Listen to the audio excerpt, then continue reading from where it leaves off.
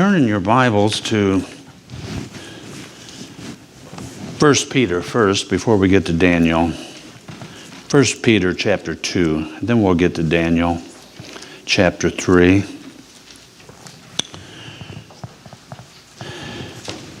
Have you ever held firm to your convictions and done what is right only to have your problems heat up instead of cool down? Sometimes people wonder, I thought following Christ was supposed to take me to green pastures and quiet waters. What did I do to deserve this? Well, you didn't do anything to deserve it, just as Job did nothing to deserve his pain, and Jesus did nothing to deserve his. And that's what we call unjust suffering. And the furnace of suffering is never hotter than we suffer unjustly. And when we look at Daniel in a moment, you'll understand that statement a little more. Yet the Apostle Peter wrote that our response to this kind of pain can bring glory to our just and righteous God. And that's why we turn to 1 Peter chapter 2 and verses 19 and 20. It says this, "For this is commendable, if because of conscience toward God one endures grief, suffering wrongfully. For what credit is it if, when you are beaten for your faults, you take it patiently? But when you do good and suffer, if you take it patiently, this is commendable before God." I'm going to read that to you out of the NIV. "For it is commendable if a man bears up under the pain of unjust suffering, because he is conscious of God. But how is it to your credit if you receive a beating for doing wrong and endure it? But if you suffer for doing good and you endure it, this is commendable before God." And so why would patiently enduring wrong glorify God? Because it shows that we trust Him and that He is trustworthy and it is Him who judges righteously. It shows our trust in Him. And if you wonder what this is like, we're going to look at Daniel and a very familiar passage, Shadrach, Meshach, and Abednego going into the fiery furnace. And now remember, last time together, you can turn to Daniel chapter 3 with me if you would, and we'll see this fleshed out. Because they're going to be judged unjustly because of them making a righteous stand. Remember Daniel chapter 2, Daniel gave the interpretation of Nebuchadnezzar's dream of that big statue, remember? There was 4 different metals working its way down. And at the end of that chapter, they are promoted even further in the kingdom. In the end of Daniel chapter 2, it says there in verse 48, "Then the king promoted Daniel and gave him many great gifts." So time we get to chapter 3, and just to let you know a little here, it's going to be about 16 to 20 years later after this dream. And so it gives you a little time frame there. And we're going to see our big statue again, but this time not in a dream. And Daniel chapter 3 verse 1 says, "Nebuchadnezzar the king," you're going to see that 7 times in this chapter. It's only 9 times in the whole book. Nebuchadnezzar the king. You remember, Nebuchadnezzar likes being king. He likes his position of power and prestige. And anyhow, made an image of gold whose height was 60 cubits. That's about 90 feet. And its width 6 cubits, around 9 feet wide. He set it up in the plain of Dura in the province of Babylon. So we see here this dream etched into his mind about this giant statue. Remember, he was the head, the gold. Well, now he's going to make a statue of that stature, and he's going to overlay the whole thing with gold. Remember, none of these things have taken place that Daniel told him about. Remember, he said that as you went from gold to silver, it would be the Medo-Persians. And then as it went from the silver down to it was the Greeks and then the Romans. But that's not happened. 20 years he's thinking, nah, guess who's still the big man? I am. And I'm going to make a statue so that you can all appreciate me even more than you do already. And remember, he's not the nicest guy. And so as we go on, we see, and then also he didn't see anything about that magical stone. Remember that stone cut out without hands that's going to come down and destroy the statue and make it dust. And so he hasn't seen any of those things happen yet. And so he builds a statue. He thinks he's kind of invincible. He thinks he's going to just thumb his nose to God and say, I'm the man. It's amazing how pride gets in. And you can see it even in our government organizations all across the world, even in the courts system, where people kind of think they're what? They're God. And it's their way. And they become that. And so you see that happening here with Nebuchadnezzar. And so a showdown's going to be coming because God says he will humble Nebuchadnezzar. And remember, humility is the key thing in God's kingdom. God likes humility. Remember, pride turned an angel into a devil. So always remember that little information. So here we go. We got this beautiful statue. And then 2 and 3, we see 2 through 7, we see, and King Nebuchadnezzar sent word to gather together the satraps, the administrators, the governors, the counselors, the treasurers, the judges, the magistrates, and all the officials of the provinces to come to the dedication of the image which King Nebuchadnezzar had set up. So the satraps, the administrators, the governors, the counselors, the treasurers, the judges, the magistrates, and all the officials of the provinces gathered together for the dedication of the image that King Nebuchadnezzar had set up, and they stood before the image that Nebuchadnezzar set up.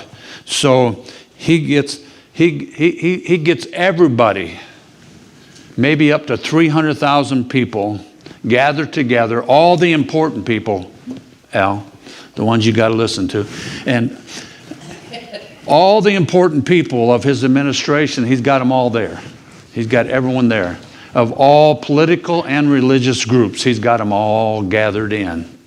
And he's going to, he says, I want you to listen to me now and listen real clearly to the message that I've got for all you people. And we're going to get that in verse 4 and 6 through 6. Then a herald cried out, to you it is commanded, O peoples, nations, and languages, that at the time you hear the sound of the horn, flute, harp, lyre, and psaltery, and symphony with all kinds of music, you shall fall down and worship the gold image that King Nebuchadnezzar has set up. And when we go through this passage, circle, if you would, worship. He's going to use that word several times. And whoever does not fall down and worship shall be cast immediately into the midst of a burning fiery furnace. So he says, listen, either you bow down or you burn. And is it just his arrogance or his pride? No, he not only wants to be head politically, he wants to be head religiously. He uses that word, and we'll see it a lot more times yet. Worship. Worship. And commentator Dwight Pentecost shows us, gives us a little more reasoning behind it. The fact that the officials were commanded not only to fall down before the image, but also to worship it, indicates that the image had religious as well as political significance. Since no specific God is mentioned, It may be inferred that Nebuchadnezzar was not honoring one of the gods of Babylon, but was rather instituting a new form of religious worship with this image as the center. Nebuchadnezzar purposed to establish a unified government and also a unified religion. The king recognized both his political and religious authority. Same thing will happen with the Antichrist during the tribulation period. And you can read about that in Revelation chapter 13 and verses 14 and 15. And again there, if you do not receive the mark and worship his image, you will be what? You will be beheaded, or your life will be taken. So we see in Daniel the pictures of things to come. And the Antichrist, who is, the stage is being set for him. He's going to be a very well-liked individual, a really polished individual that will come and promise the world all the answers. But then he will, again, set himself up to be worshiped, because that's what Satan wanted to do ever since the beginning. You can read about that in Isaiah chapter 12, Isaiah 12, verses 12 through 14. You see the word, he said, I will rise myself above God. And that's man thinking and dreaming things up. But anyhow, guess what? We got Daniel, Shadrach, Meshach, and Abednego, the Jews. Now somewhere Daniel's gone. Daniel's the head of everything, but some reason he's not here. Well, so we got Shadrach, Meshach, and Abednego. And remember, they're not well liked because they're not of the Babylonian people or the Chaldeans. They're Jews. Hatred for the Jews still taking place, folks. We saw it with the Nazis and Germany. And then we see it even now with the anti-Semitism taken on. You know why? Because they're God's chosen people. Satan hates God's chosen people. He would love to see them fall just like he'd love to see you fall. He doesn't like you. Do you know that?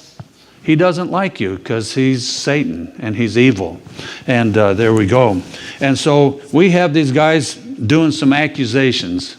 And you're kind of familiar with those today. If you run in a political office, you get a lot of accusations. Not always true, but you're going to get, because that's what we're looking at. Unjust accusations. Verse 8 says this. Therefore, at that time, certain Chaldeans came forward and accused the Jews.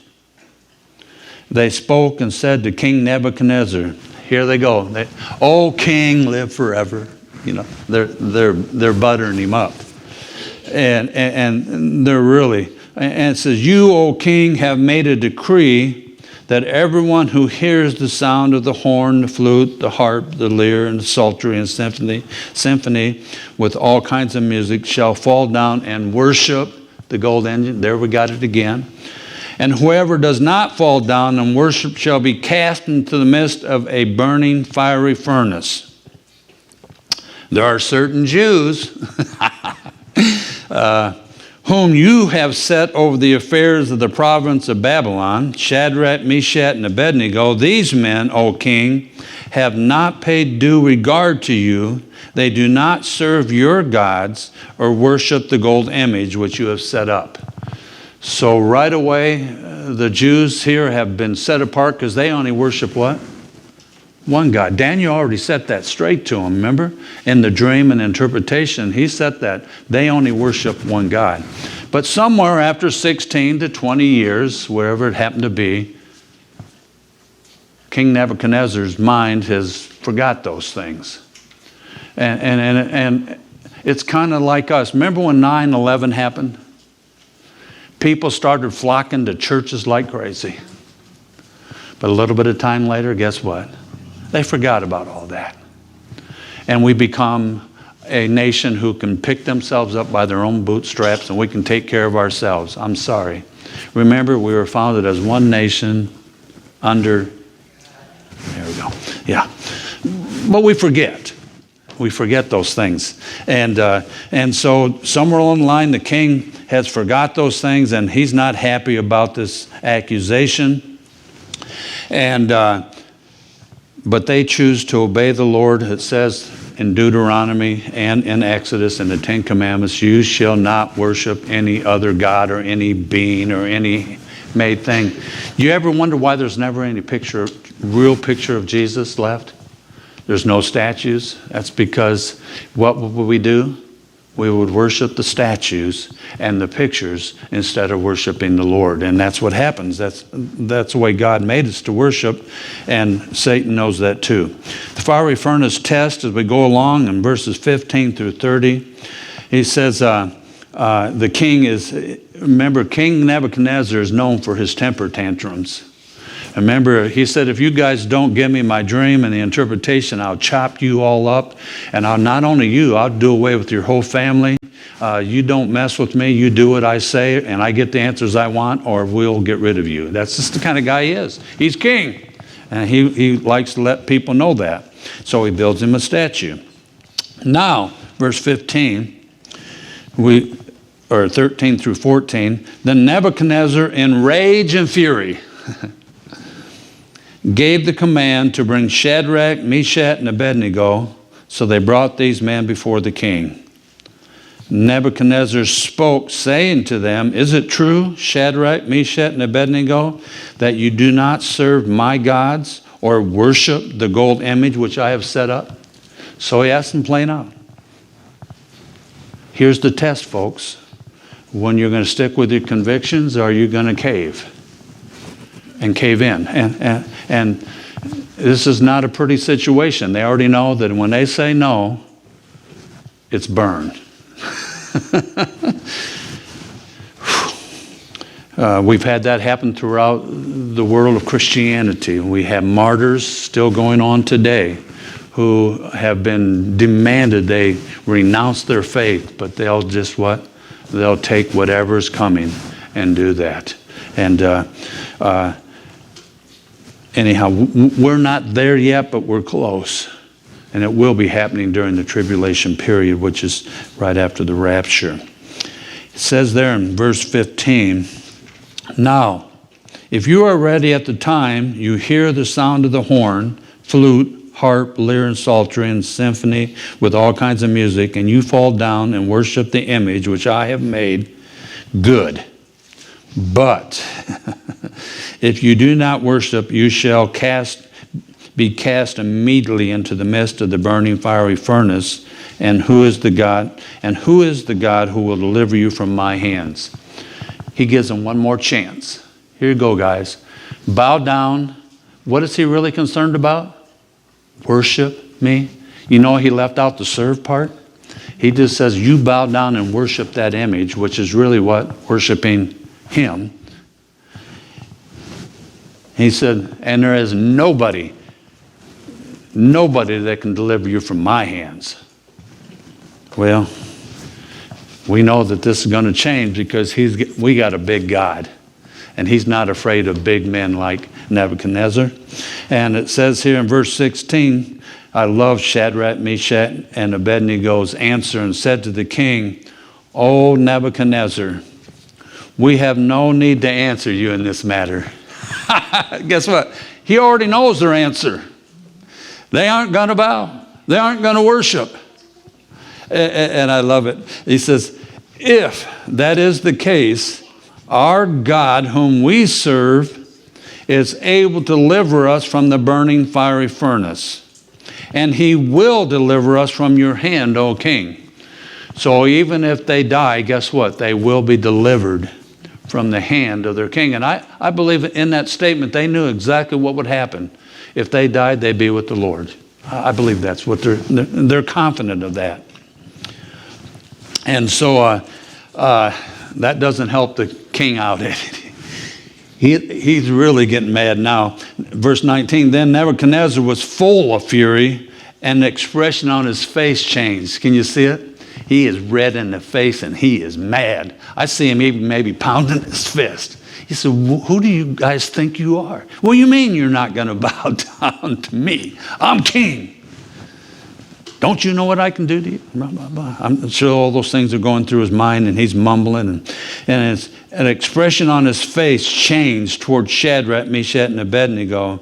He spoke and commanded that they heat the furnace 7 times more than it was usually heated. Now, I don't know how hot that was, but we'll find out that's pretty hot.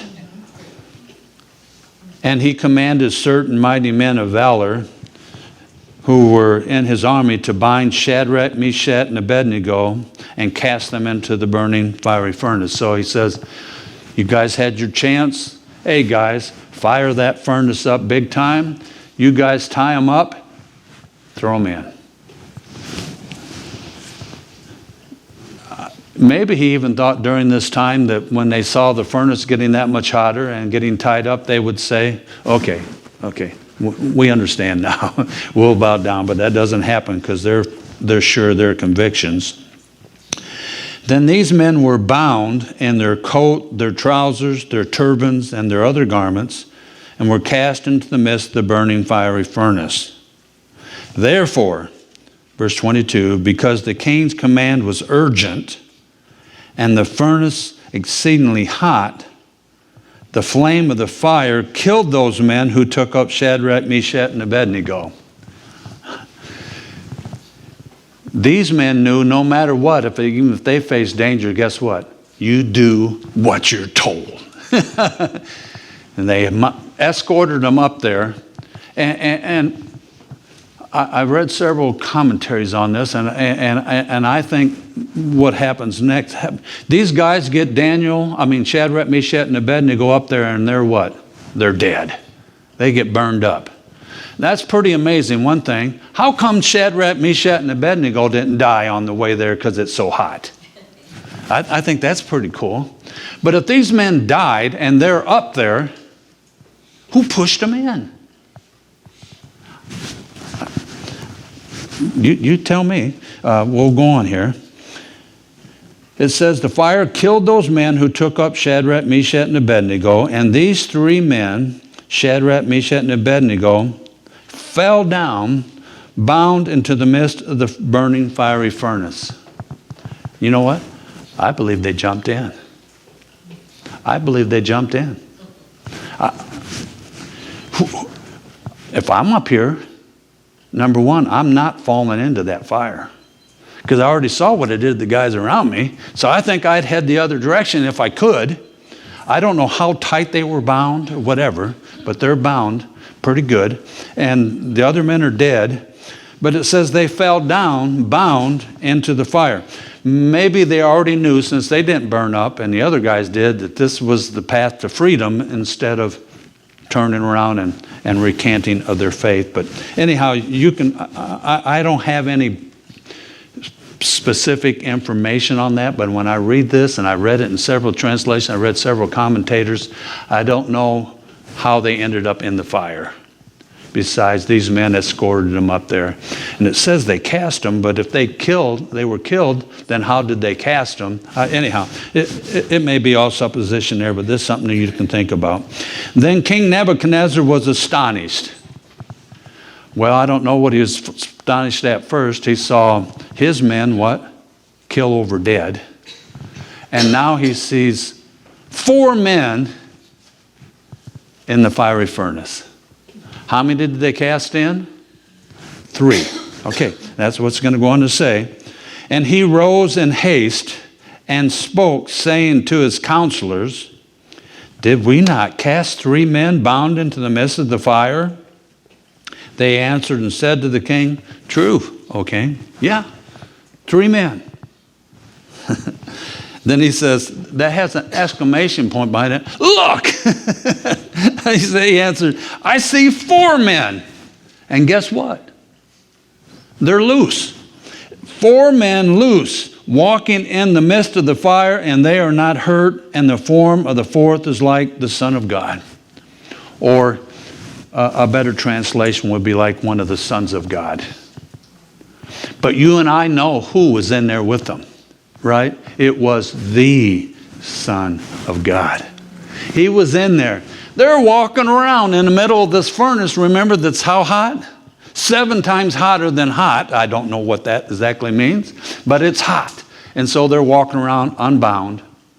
God burns the ropes that bound them off, and we'll pick up a spiritual principle there in just a minute.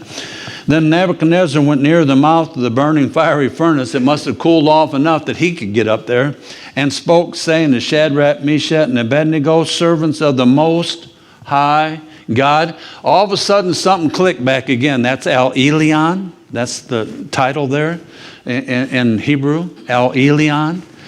That's the Most High God. All of a sudden, he remembers, uh-oh, I messed with the wrong man. I messed with God, the Almighty God. Remember Daniel, he had told Daniel earlier that everyone should respect the Most High God in Daniel chapter 2. And so, come out and come here. Then Shadrach, Meshach, and Abednego came from the midst of the fire. And I love this as it goes on here in verse 27.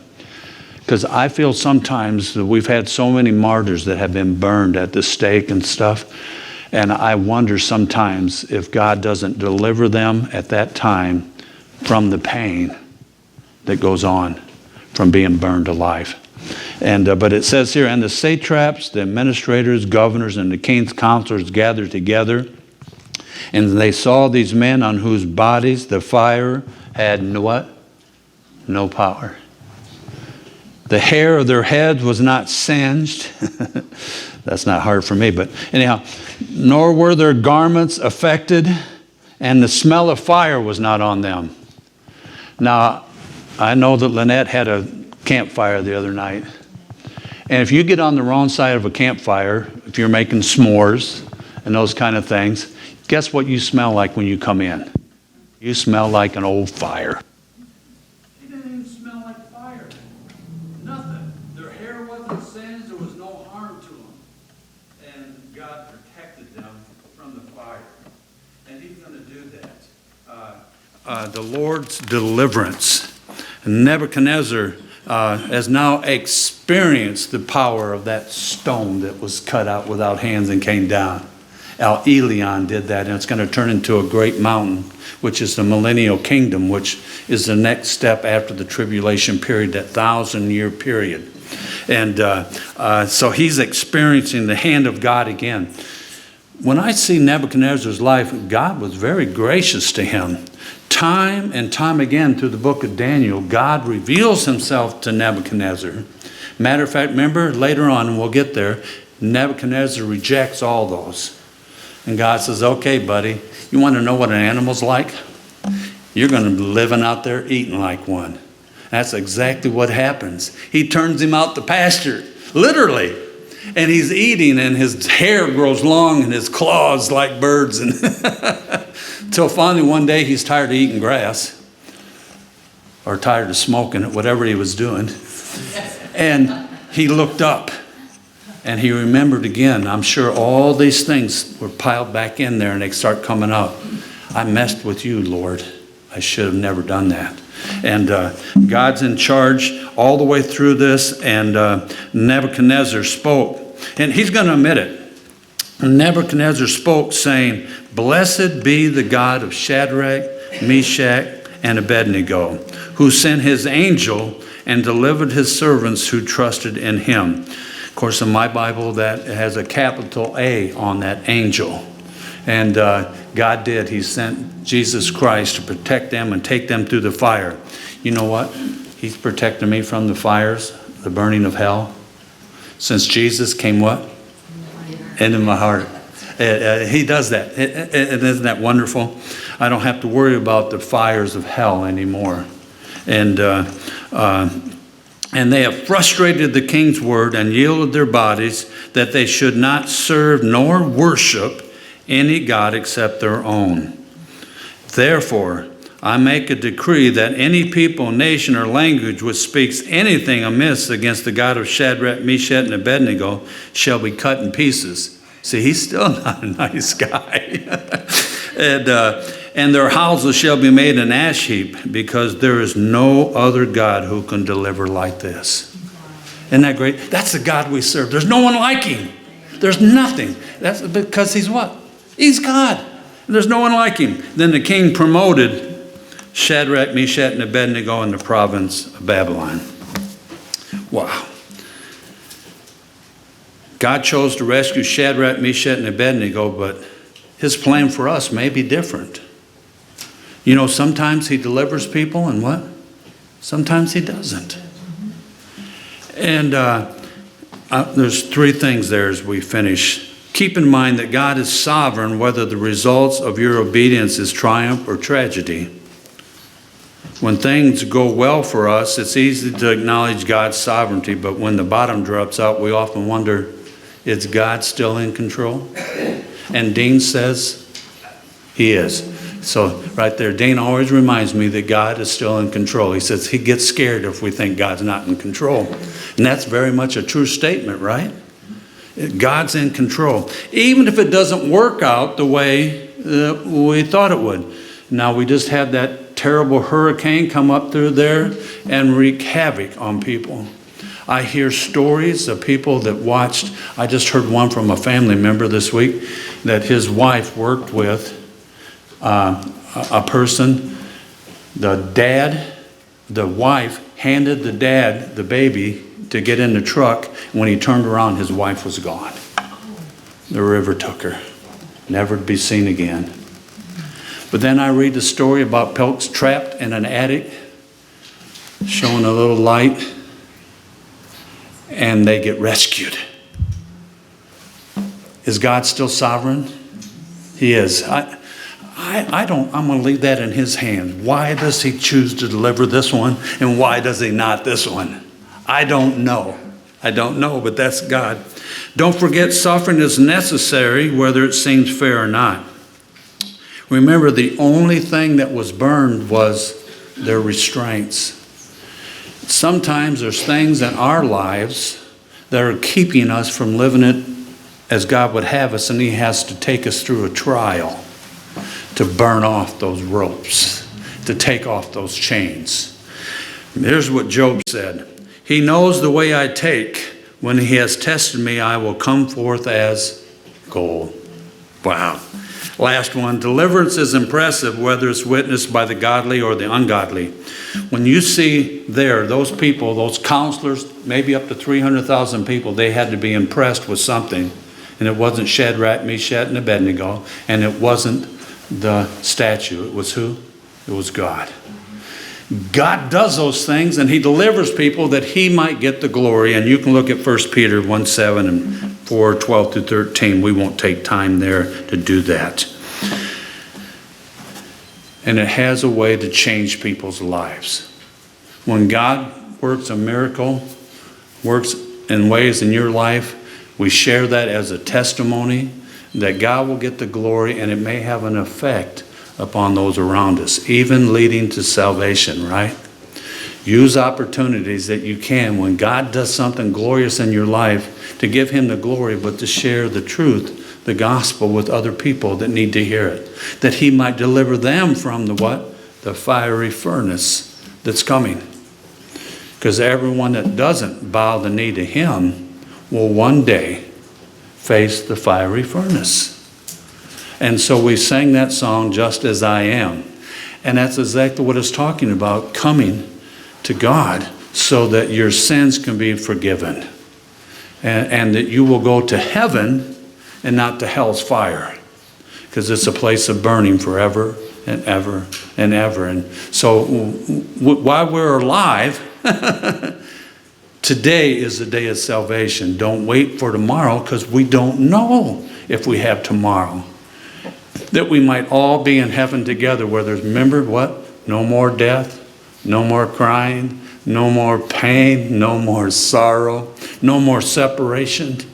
You know what? We'll be there with all of our loved ones. Isn't that going to be great? And I won't ever have to say goodbye.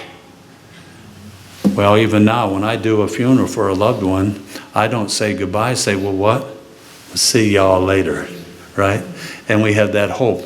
And so there we go.